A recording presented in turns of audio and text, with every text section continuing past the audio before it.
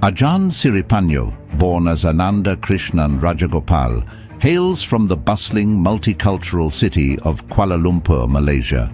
The year was 1972, a time of global transformation, and here was a child born into affluence.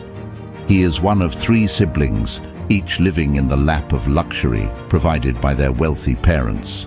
His father, Ananda Krishnan Tatparanandam, was a self-made billionaire. But not just any billionaire. His estimated net worth was an astounding $5 billion. This man was a Harvard MBA graduate, and he also held a degree in science from Melbourne University. His illustrious career spanned multiple sectors, from telecommunications, satellites, media, to oil and gas industries. In the business world, he was often referred to by his initials, either as AK or TAK, a mark of respect and camaraderie among his peers. His empire included the ownership of Aircel, a telecommunications giant in India. And Aircel was not just any telecom company, it was the sponsor of the Chennai Super Kings, a renowned team in the Indian Premier League, IPL, led by cricket legend MS Dhoni. That's the level of influence we're talking about here. However, outside the rigor and sternness of the boardroom, Ananda Krishnan had a much softer side. This man had a deeply ingrained love for fishing. He owned a luxurious boat that was a floating paradise, customized for his aquatic escapades. Ananda Krishnan was a man of privacy, often choosing to stay away from the public eye. He and his wife found solace in the beautiful, calming landscapes of southern France. And let's not forget, this is a man who had an intense love for modern art and was one of the first few pioneering businessmen to own the exclusive Dassault Falcon private jet. On the other side, Ajahn Siripanyo's mother, Ratchawong Supinda Jakrapan, was no ordinary woman. She was a descendant of Thai royalty.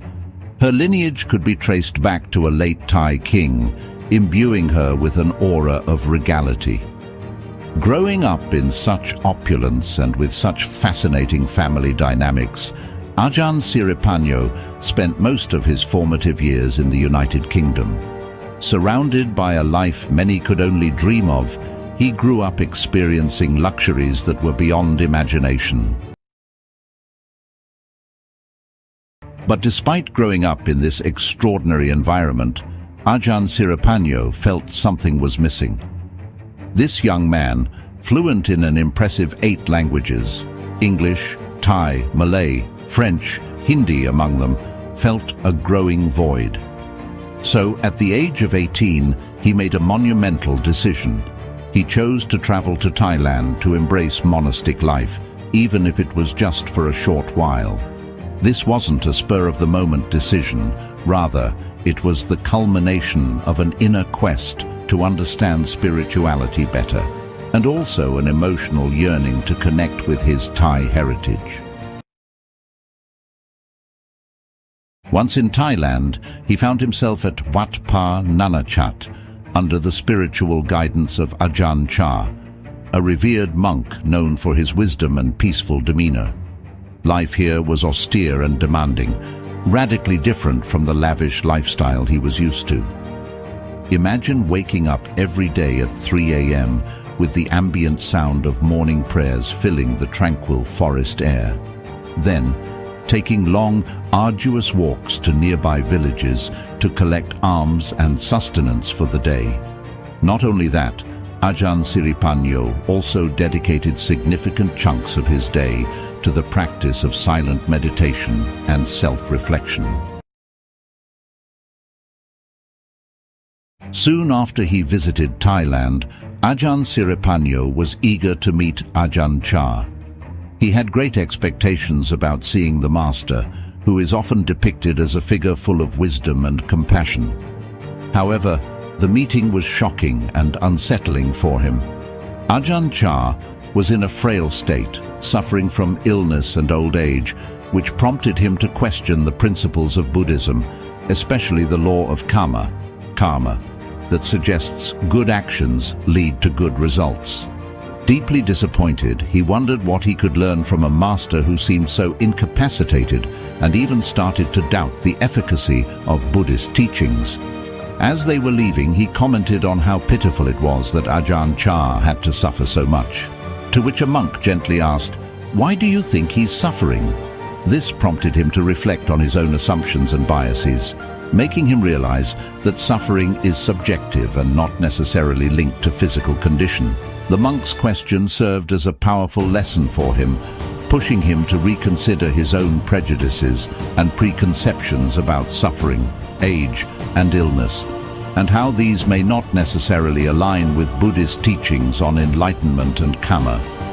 This transformative moment led him to write multiple books, such as The Way of the Monk and The Heart of Tao Dum, where he articulates these deep thoughts and observations.